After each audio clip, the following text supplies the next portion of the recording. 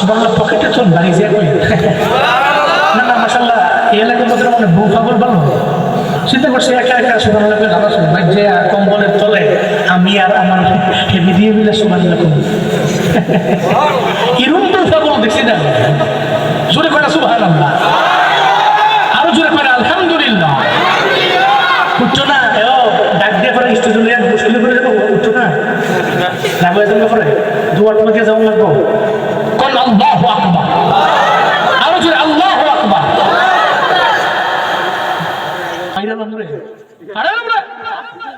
কথা বলেন ঠিক কিনা বলেন চাই না যে আমারে বড় বানাইলো যে আমারে বড় করলো আমার নিয়ামতের শুকর কেমন ভাবে আদায় করতে পারলো আমি আল্লাহ তো চাই না ওই বান্দাটা জাহান্নামে যাক তখন আমি তারে জাহান্নাম থেকে ফিরাইয়া ফেরেশতাদের বলবো ফেরেশতা এই বান্দারে জাহান্নামে নিও না এই বান্দা তো আমারে বড় বলেছি আমারে বড় কইরা আমার নিয়ামতের শুকর পরিপূর্ণ আদায় করলো তারে জাহান্নামে দিও না জান্নাতের আটটা দরওয়াজা ওপেন আছে বিজলির আকারে পৌঁছেরাত পার করে দাও আর জান্নাতের যেই দরওয়াজা দিয়ে মন চায় ওই দরওয়াজা দিয়া জান্নাতে ঢুকে দাও ইয়া গিয়াসাল মুস্তাগীসি নাহদিনা নাহদিকা বিল উলুমে ওয়াল গিনা হর গরিবে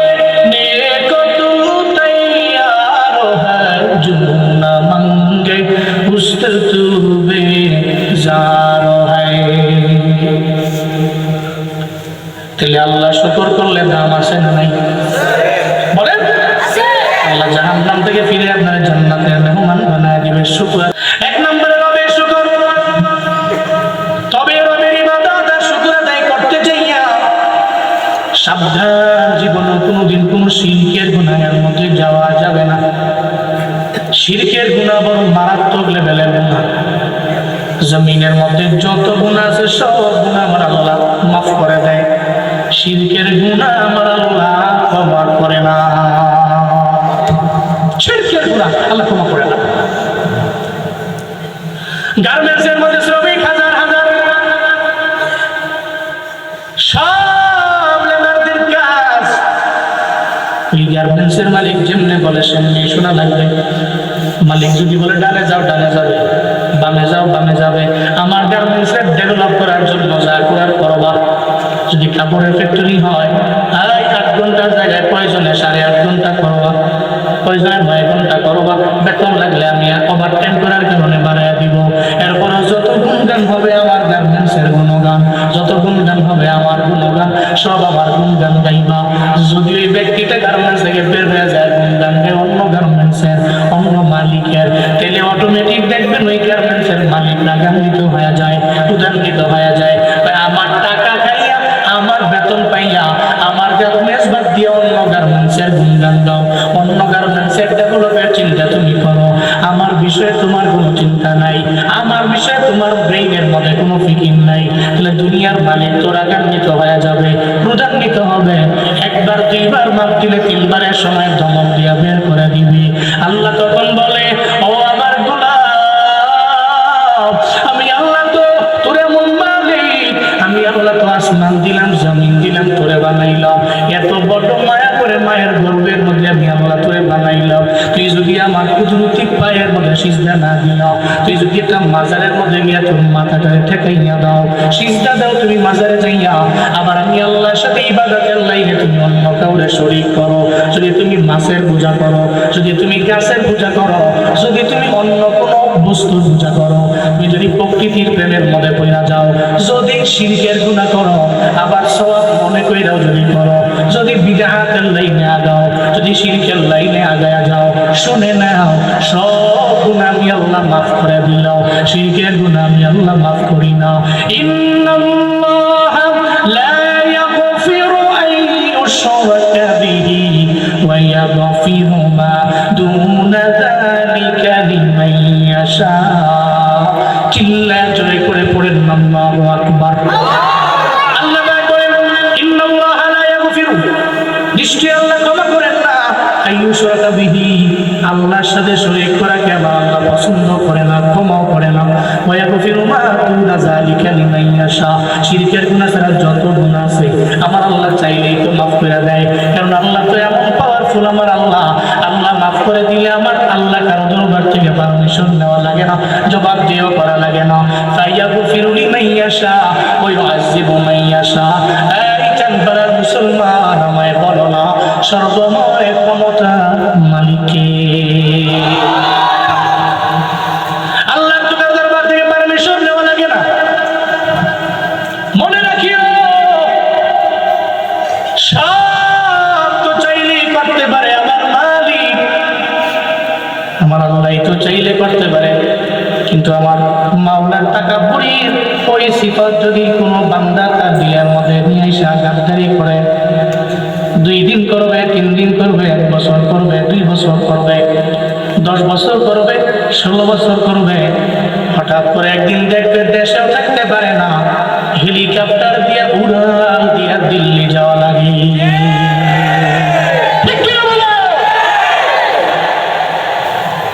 এটা তো মাওলার সিফাত, কিন্তু সব মানুষ তো এই থেকে শিক্ষা নেয়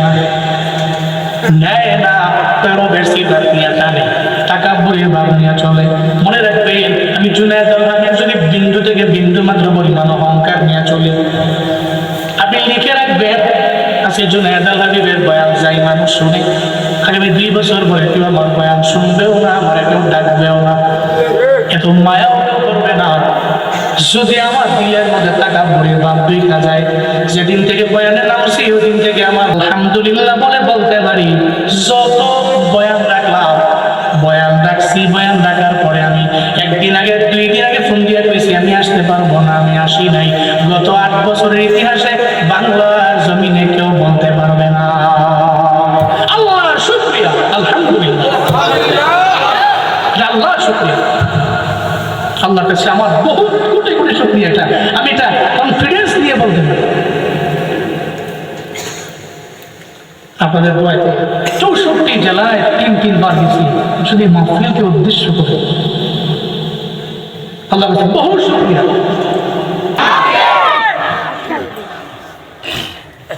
এই জন্য তাকাব্বুরের ভাব নিয়ে চলা যাবে না, এটা করতে পারে কে?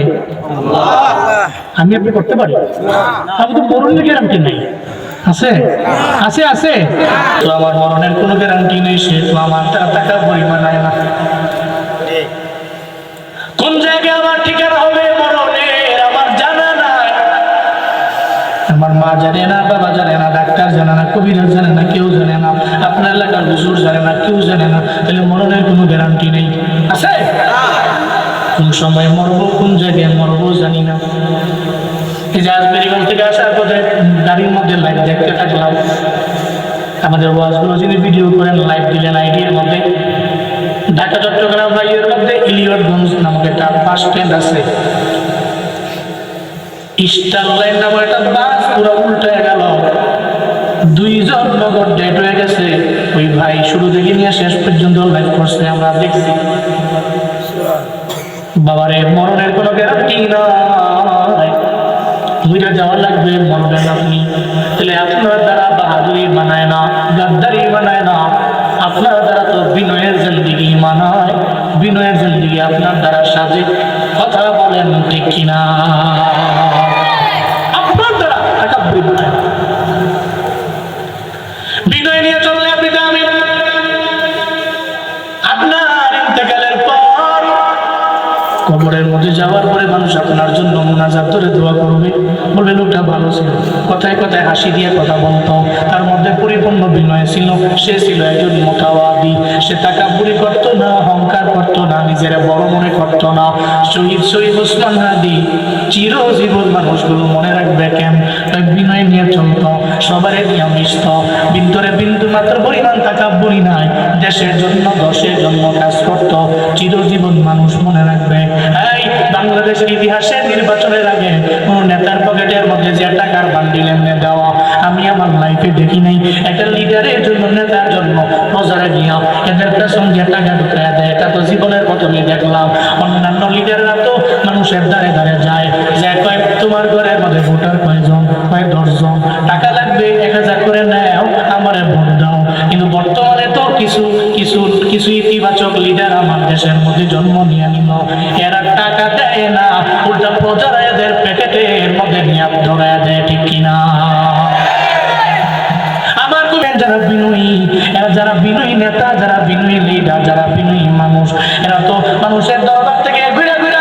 টাকার জন্য টাকা দিয়া ভোট নেওয়া লাগে না,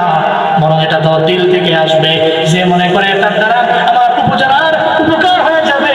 এই চিন্তা করে টাকা দেওয়া লাগবে না, উল্টা সে টাকা দিয়ে তারা নির্বাচিত করবে। চিল্লা এখন ঠিক কিনা? জোরে বলেন না কার? সব বাইরে ঘুরে ঘুরে লাগে। ওই যে এক পাড়ায় গেছে, ওই পাড়ায় যাওয়াতে হ্যাঁ খালি একটা বিক্সি দিছে, বিক্সি বুঝো না, বেসকি আর বেসকি লাভ দিয়ে উঠছে, ভেলকি বেসকি আমগা লাগে বেসকি কয় ভেলকি ভেলকি লাভ দিয়ে উঠছে, অমুক পাড়ায় গেছে ওরাইস আইয়া ঘরে মেসেজ দিছে, তুমি চিনছো না আমার, তুমি কোন বাসাটার ভিতরে একটা ইটা মারছো, তুমি বুঝছো না, তুমি চিনো না আমার গ্রুপ জানো।